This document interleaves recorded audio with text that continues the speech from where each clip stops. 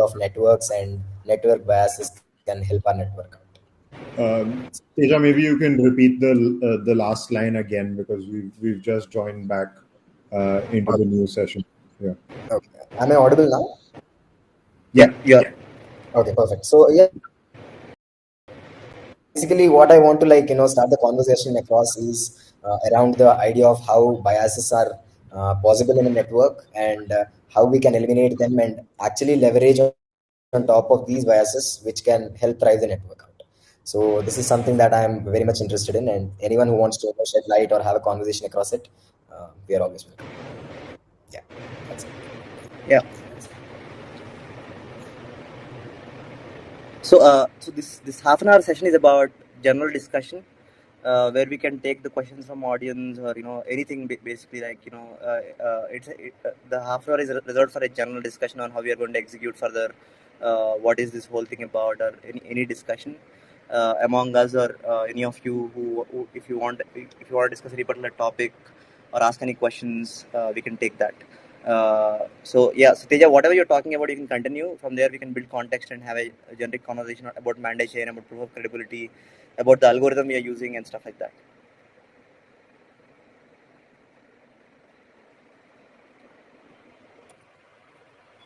You're on mute. Yeah, I got it. Thanks. Basically, it's just a simulation which was very intriguing, strictly speaking, looking at the network effects, how human biases are involved, how we actually make decisions. So this particular example that I was talking about is pretty interesting because it. So as I said, I'll just repeat that. Each individual is denoted as a brain. So this particular brain, or a dot, you can say, or a circle. A circle has a color. The color is an opinion, which say, for example, I am the person who has an opinion. So I'll be represented as a circle with a particular color. Say we have three opinions. So out of the three opinions, I have one color which I believe in. But then there is another circle which surrounds this particular sphere, which is like the belief that I want to believe in. It's not something that I completely believe in. It is something that I'll believe based on certain aspects. Let's tone it down and reduce the dimension and say that this is a decision or a bias or something that I feel from, say, what my friend believes in. So it's just like you are the average of five, right? There is this saying that says you are the average of five people that you hang out with. It's like that. Say you are someone who has strong opinions about a particular topic, but that is something that you believe in. But just because you want to, either fit in, or uh, just because you want to have a place in the group or whatever, you decide to have some other belief that is not something that you believe in. So this is how network effect works. So this particular simulation and this particular rationale talks about how we can break those barriers and actually let people think for themselves and put forth the ideas that they actually believe in. So this gives a scope for individuals in the network to be open, to actually put forth what they think about. And this also gives scope for individuality, where people can thrive because they'll be happy expressing what they feel like. And definitely the consensus of these biases can move the network towards something that everybody believes in.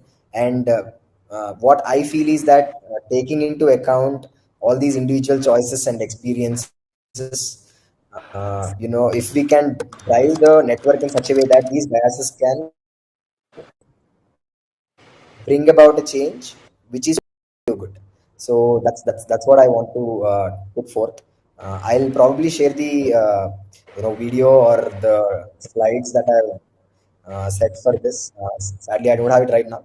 I'll put that across. Probably Sandeep can share them. That's that's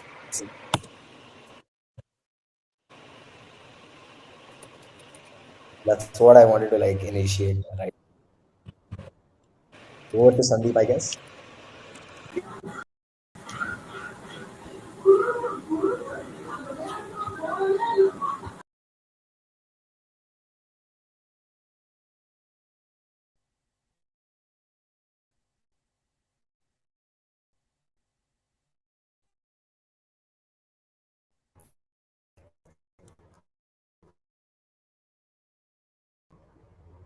Probably one of Arun, Raf, or maybe Pradeep can take over and.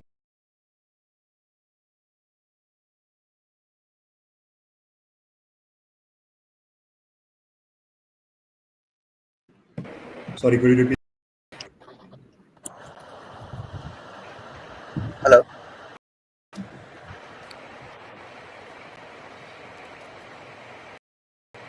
Yeah. Uh, I mean, talking about the consensus, right? So, I mean, if we have to add a little more thought process to how the consensus actually works, um, the idea is we are creating a token called Mande, which has two rights basically. Like there is a right to pay or right to spend, like any other BTC or any other token, but the same token has one more right on token level. That is right to vote. So every token owner on our network rights. You can execute. That is one is right to spend or right to vote. So the idea is it is one which is dual purpose. That is one fundamental innovation we are doing for the first time in crypto world. The idea, the effect of this is that now the tokens that I hold not only represents I have in the network, it is actually my representation in the network. In the sense, it's my equity in the network, right? I mean, a lot of people will understand in the terms of equity. The idea is that the total supply of the tokens in the network is essentially the wealth of the network, and every small BTC owner or ETH owner is essentially the owner of the network also, right? But so what we are designed to do is on Mande chain, every Mande holder is also a owner of the network, and he has two rights basically. One is the right to spend and right to vote. Once a Mande, so anybody can execute the right to vote as long as they hold the Mande tokens on the network. So how does somebody execute the right to vote? They can basically choose to vote on any other public address, right? In cryptography, essentially there are private public key pairs, which essentially represents a owner on the network, right? So the idea is that in a sense, any public key can with his man tokens he can send a signed message and vote on any other public key on the network, and that's how we are enabling the many to many vote machine on the network, right? So now imagine voting on each other, right? So what we are rewarding for is okay. Say there is some X or right now this person managed to pull a lot of votes from other people onto his public address, and these votes are not free of cost or they're not easy. Basically these votes are somebody's putting in their coin and voting on them, right? In a sense, that's how votes are valuable. So everybody gets limited number of votes, the number of coin they have. So the moment people vote like that, and we have this voting data throughout the network, we can use this data to build some kind of credibility scores to each of these anonymous public addresses. So, of course, there's a lot of math going into that on how this credibility score is generated and all that. But that's the essential idea. Even though every public address is anonymous, when everybody votes on each other, we can look at this voting data as a proxy to somebody's credibility, because they managed to pull or they managed to influence a lot of other people to get votes from them. By whichever human factors or means, right? So we are taking that as a proxy to reward them when they become validators, or tomorrow some other developer can come and build a bank on our network, whose protocol can reward somebody for the amount of vote, or give a loan to somebody for the amount of support they have on the network. Or historically they can look at the track record of somebody on how much support they have gathered over the years, and look at that data and give a loan to them, which actually happens in somewhere in the real world as well, right? In the sense, in real world, the non-collateral loans exist when somebody goes for a job, or when somebody tries to fundraise for their company or stuff like that. Their credibility matters, their track record matters, the amount of support they gather to get, or the kind of education they got, and because of that, other network effects. So essentially, we are trying to factor all of that into blockchain with public keys which are completely anonymous, right? That's the idea in the sense. So when we say these public keys are completely anonymous, it's not about anonymity. We are giving an opportunity to create for these public keys to construct a new identity on chain by whichever means. What this can mean in metaverse is, avatars will actually become celebrities on metaverse, or what this can mean in DeFi is, somebody who is who has historically gathered a lot of voting support can be given a loan for themselves. or we can actually bet on talent and say, okay, fine, this person is talented, he might grow on the network, so we can invest early on into talent who might end up being wealth pullers or support pullers on the network, stuff like that. In the sense, essentially we can tokenize people to an extent, right? So that's the fundamental premise. And as we start thinking about it, um a couple of days ago, Vitalik released a paper. Uh, he spoke about how can we create decentralized societies on Web3, and he named it DSOC, right? Where a lot of similar ideas are written through, right? In the sense, so I mean, we look at this as the next generation of Web3, where we actually make people count, people's credibility count, the ability for people to trust each other count, or promotion of collaboration within the network. How can a couple of people on the network come together, do a business together, or mint an NFT together, or do things together? I mean, a lot of human, of course, I mean, humans can totally go independent and create value, but a lot of value or a lot of capital that is generated by humans is a fruit of cooperation. So how can we enable such cooperation on chain, right? So these are the field of problems we are looking at by this kind of a method, essentially.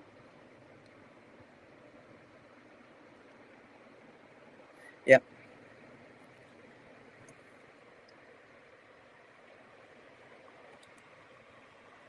Yeah. So, anything to add, Rafael, Teja, on the dynamic network constant? Pradeep, if you want to say anything, you know.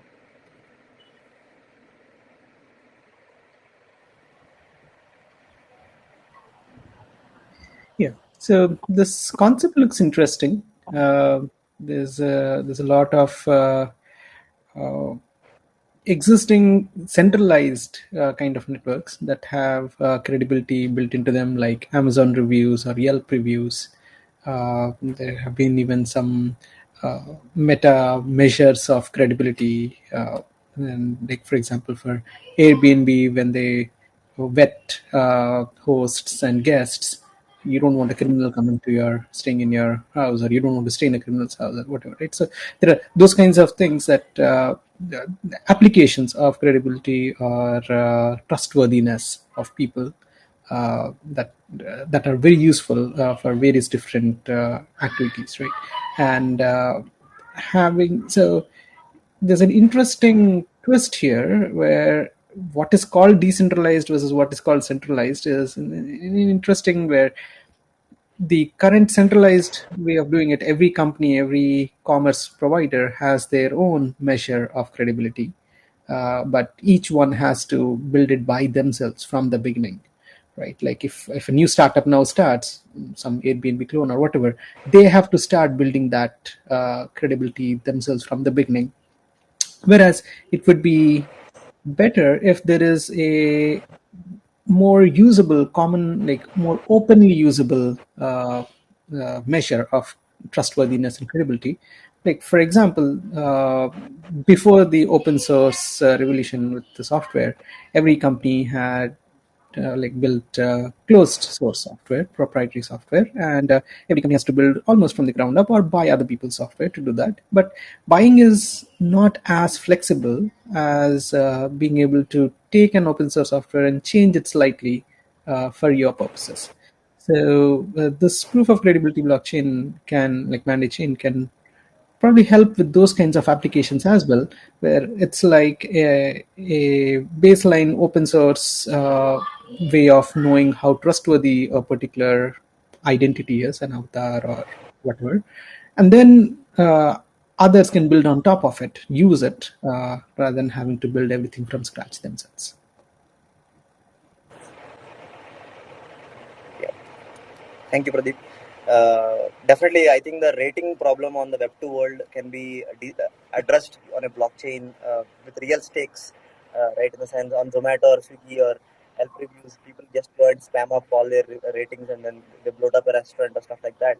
There's no real cost to any of those votes, where bots actually play a bigger role than the real human being, right? So, I mean, given that there's a lot of stake here, which is actually backed by their wealth, that can actually work into our advantage also, going on as we build this. Yeah. So, so in essence, that's the idea of credibility. Anybody want to ask any questions? Please drop them on the chat window. Yeah. Yes, there's some questions here. Okay. So Aruna asks, how would the consensus work? An example could help. So the idea is, it's very simple. Essentially, like, let's assume a small room of people, which is me, Rafael, Teja, Arun, and Pradeep. Imagine 4 of us are only on the network, right? Now we basically decide, okay, fine. Pradeep owns. Let's imagine the value of network is 100, and Pradeep owns 40. Rafael owns 20, and Teja, me, and Arun, 5 of us own 20 each, right? So it's a small network with 5 people, where we have a representation or ownership saying, each of us own this much. Now, what we're asking each of us is, hey guys, can you certify all other four of them? Not yourself. Can you use your 40% or 20%, whatever tokens you got, to certify other people for their credibility, right? So now what Sandeep does is he takes his 20% or 20 tokens in this case on the network, and he votes them. I for whatever reasons I like Teja more, so I vote 10 on Teja, I vote 2 on Rafael, and I vote 4 each on Pradeep and Arun, right? So the moment I do that, I'm actually indicatively saying, hey, I mean, Teja is the guy I would support more, and others are slightly lesser, right? And all 5 of us can play the same game, essentially, right? All 5 of us can take our tokens and vote on remaining 4. So once we do that, then we look at the voting matrix. We look at, okay, fine. Now, how many votes did Sandeep get from Pradeep? How many votes did Sandeep get from Rafael? How many votes did Sandeep get from Teja? And how many votes did Sandeep get from Arun? Right? Once I have this data, then basically, I get a score. Right? I have basically trimmed this down, but that's roughly how it works. Now, we generate these scores for people on amount of votes they can get, and the more votes they have, if they go become a miner on the network, they get the mining reward, right? But that's how it starts. But eventually, we invite other protocols to build on top of our infrastructure, like banks or DAOs or universities or creator economy, or any high trust commerce related dApps and stuff like that, where I should not know the other person, but I need a way to trust him, right? So essentially that's how it works. We are letting people vote on each other with their tokens, and the number of votes they get will in some way proportionate to their credibility, and that credibility will proportionate to the amount of respect or reward they can command on the network, right? Going forward. So that's how the consensus roughly works. That's why we're calling it proof of credibility. Whereas in proof of work, it was the amount of compute you had. The stronger your computer was, the more GPUs it had, you were able to get the reward. It doesn't make any sense for real people, right? But even though that happened to be the reason why Bitcoin has come to where it is, the next generation of the people told proof of stake, where they told, we will let people who have the wealth stake their wealth as security, and in reward we will let them mine more wealth, right? So that's proof of stake. The after effect of the proof of stake is, people who are richer end up becoming more richer. What we are saying is, I don't really care if somebody does not have money or wealth on the network, as long as they can get support from other people. I have a mathematical model to look at their support and create an index, and based on that I'll reward him or I'll create value for him in the network. So that's the in essence idea of the consensus. That's how proof of credibility works. Yeah.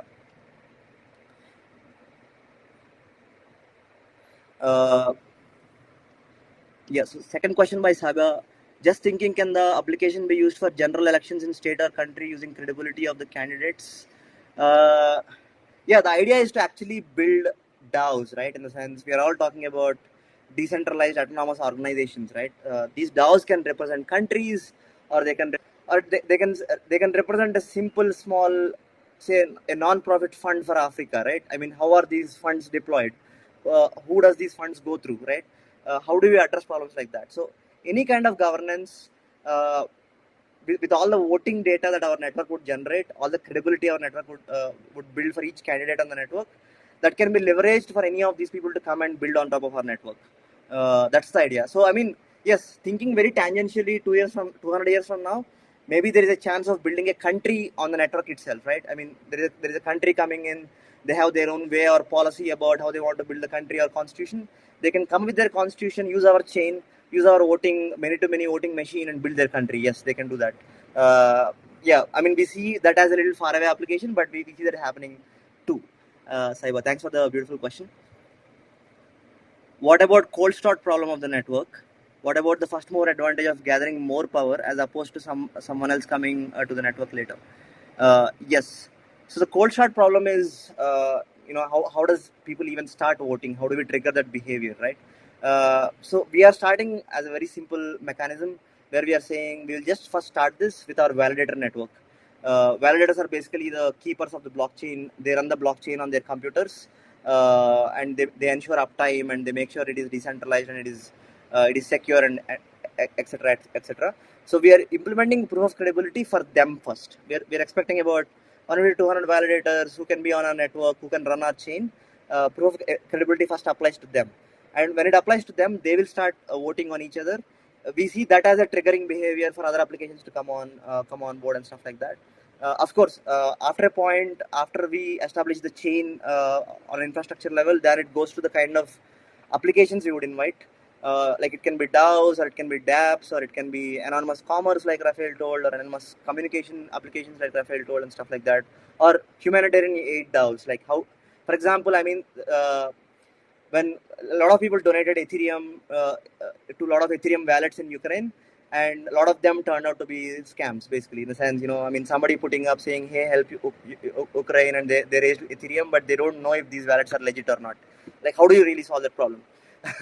I mean, people who are kind enough donated their Ethereum or Bitcoin to Ukrainians who are raising funds, but nobody knows if these Ukrainian wallets are genuine or not, right? So problems like that. So it can be DAOs like that. So once we start with the consensus, we start the behavior going on the cold start level. Then we want to start finding relevant applications for people to start using the chain. We are expecting those applications will be mainly around anonymous communication and anonymous commerce, DeFi, and stuff like that. So yeah, I mean that will be the growth plan for the chain on the whole. What about first mover advantage of gathering more power as opposed to someone coming to the network later? Yeah, so the idea is, I mean, anybody can build this. So the incremental users we have, and the incremental amount of voting that happens on the network, that's what becomes the leverage for the network to sort of keep growing and keep attracting more votes. For the people who come in the initial stages of the network, yes, they have a positive reward. I mean, that's there with any crypto chain. Any network basically rewards people who come on early, right?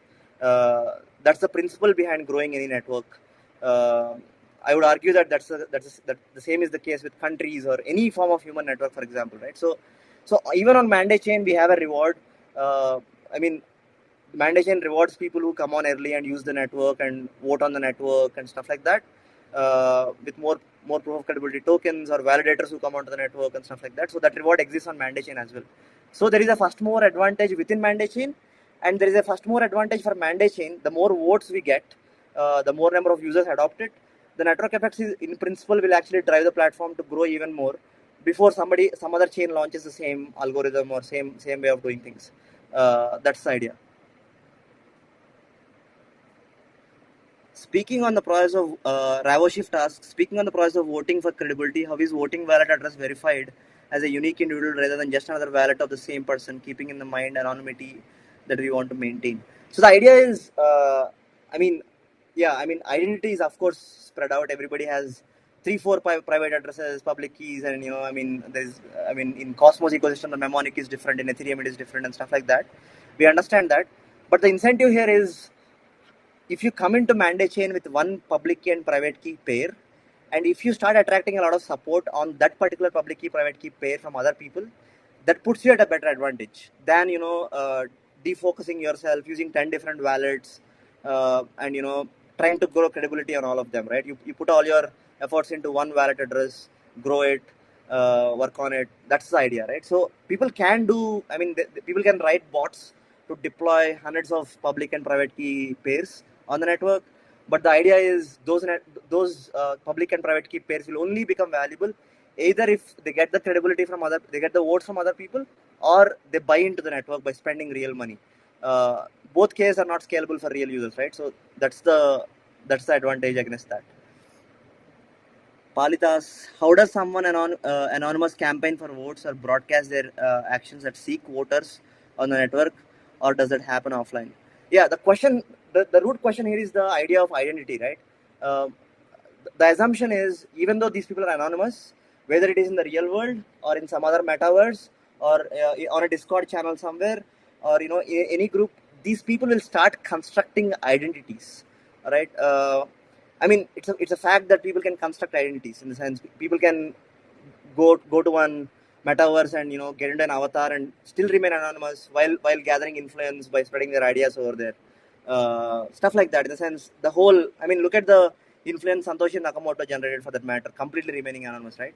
So the eventual bet here is, yes, it is a public key. They can choose to remain anonymous, but like history tells that people can construct identities while staying anonymous. So the idea is, we are leveraging on that, Palit. Yeah. So further, if you want to have follow-ups, please text on the chat. Okay. So Teja asks, identity theft morph, fake identity problem. Setting the identity itself poses some interesting effect, because I can set up an. Teja, I think you can talk about this. I mean, so basically, what I'm saying is, yeah, the network, once it is sorted and everybody is an individual who doesn't have a linkage to each other, it thrives. But what happens if, I mean, I have a network on the offline where I have thousands of my friends from college, say, and I ask each and every one of them who is part of the Mande network to vote for me on the offline. Like, I have a whale like group, I send them a WhatsApp text saying that, hey guys, here I am joining the Mande ecosystem, just vote for me for this particular whatever. Like, if me being taking part of elections in that particular organization or say institution, the college, and the credibility is being accessed through Mande network, I ask all of them, send a WhatsApp text saying that, hey guys, just vote for me, because I want credibility and you guys are the strong players within this network, and thereby ask them to vote for me and I get that credibility online. So how do we eliminate these kind of possibilities where the voting network is pretty close knit, where they can interact with each other on an offline basis? So how do we take care of this kind of stuff? It's just a question that I felt like asking. Yeah. So the idea is, to an extent. So I mean, we have a system called. We have an algorithm which actually, like, looks at the whole network, and looks at the network and sees how many people are actually mobbing up, is somebody doing a wealth attack or stuff like that, and automatically adjusts the incentives on the network to sort of collaborate lesser or more. I mean, it's just not the vote, but we have something called a dynamic network constant. I encourage you guys to read our white paper.